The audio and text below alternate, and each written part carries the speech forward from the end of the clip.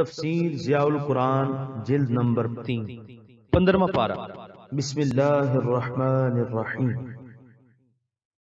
سورہ کہف آیت نمبر 50 وَإِذْ قُلْنَا لِلْمَلَائِكَةِ اسْجُدُوا لِآدَمَ فَسَجَدُوا إِلَّا إِبْلِيسَ كَانَ مِنَ الْجِنِّ فَفَسَقَ عَنْ أَمْرِ رَبِّهِ أَفَتَتَّخِذُونَهُ وَذُرِّيَّتَهُ أَوْلِيَاءَ مِن دُونِي وَهُمْ لَكُمْ عَدُوٌّ بِئْسَ لِلظَّالِمِينَ بَدَلًا۔ ترجمہ: اور یاد کرو جب ہم نے حکم دیا فرشتوں کو کہ سجدہ کرو آدم کو، پس سب نے سجدہ کیا سوائے ابلیس کے، وہ قوم جن سے تھا، سو اس نے نافرمانی کی اپنے رب کے حکم کی۔ اے اولاد آدم، کیا تم بناتے ہو اسے اور اس کی ذریت کو اپنا دوست مجھے چھوڑ کر، حالانکہ وہ سب تمہارے دشمن ہیں۔ ظالموں کے لیے بہت برا بدلہ ہے۔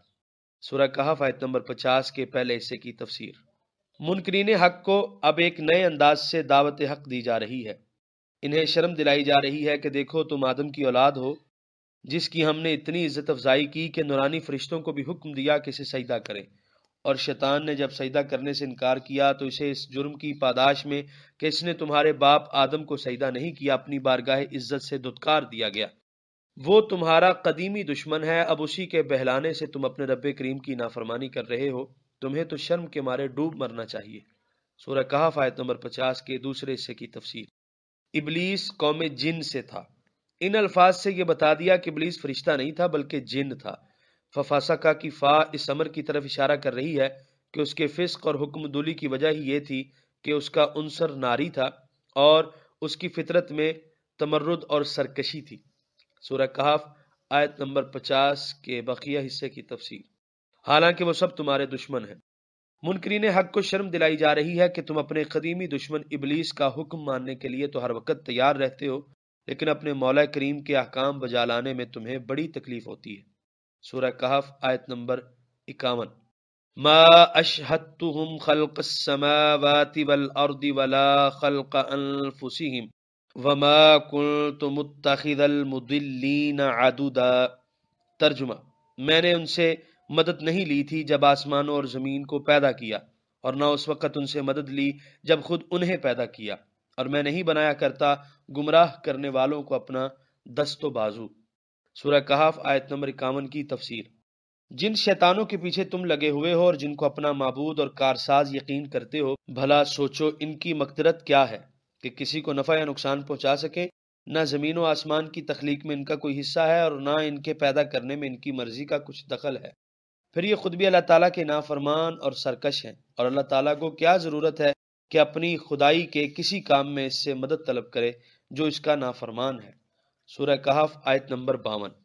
وَيَوْمَ يَقُولُ نَادُوا شُرَكَائِيَ الَّذِينَ زَعَمْتُمْ فَدَعَوْهُمْ فَلَمْ يَسْتَجِيبُوا لَهُمْ وَجَعَلْنَا بَيْنَهُمْ مَوْبِقًا۔ ترجمہ: اور اس روز اللہ تعالیٰ کفار کو فرمائے گا، بلاؤ میرے شریکوں کو جنہیں تم میرا شریک خیال کیا کرتے تھے، تو انہیں پکاریں گے، پس وہ انہیں کوئی جواب نہیں دیں گے، اور ہم حائل کر دیں گے ان کے درمیان ایک آڑ۔ سورہ کہف آیت نمبر 52 کی تفسیر۔ روز قیامت کا ذکر ہے۔ اس روز بتوں کے پجاریوں سے خطاب ہوگا۔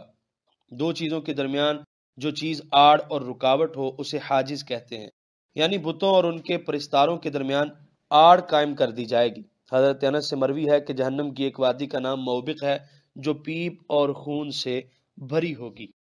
سورہ کہف آیت نمبر 53۔ وَرَأَى الْمُجْرِمُونَ النَّارَ فَظَنُّوا أَنَّهُمْ مُوَاقِعُوهَا وَلَمْ يَجِدُوا عَنْهَا مَصْرِفًا۔ ترجمہ: اور دیکھیں گے مجرم جہنم کی آگ کو، اور وہ خیال کریں گے کہ وہ اس میں گرنے والے ہیں، اور نہ پائیں گے اس سے نجات پانے کی کوئی جگہ۔ یہاں پر 15ویں پارے کا 19واں رکوع مکمل ہوا۔ آپ دیکھ رہے ہیں PATF Islamic info YouTube channel. مزید اسلامک ویڈیوز کے لیے ہمارا چینل سبسکرائب کریں۔ قرآن کریم کے مفہوم کو واضح کرنے کی یہ فقیرانہ کوشش اگر آپ کو اچھی لگی ہو اور آپ ہماری حوصلہ افزائی کرنا چاہیں تو اس ویڈیو کو شیئر کر دیجیے، کیونکہ تبلیغ دین فرض ہے۔ ہم نے اپنے حصے کا چراغ روشن کیا، دعا ہے کہ آپ بھی اپنے حصے کا کریں۔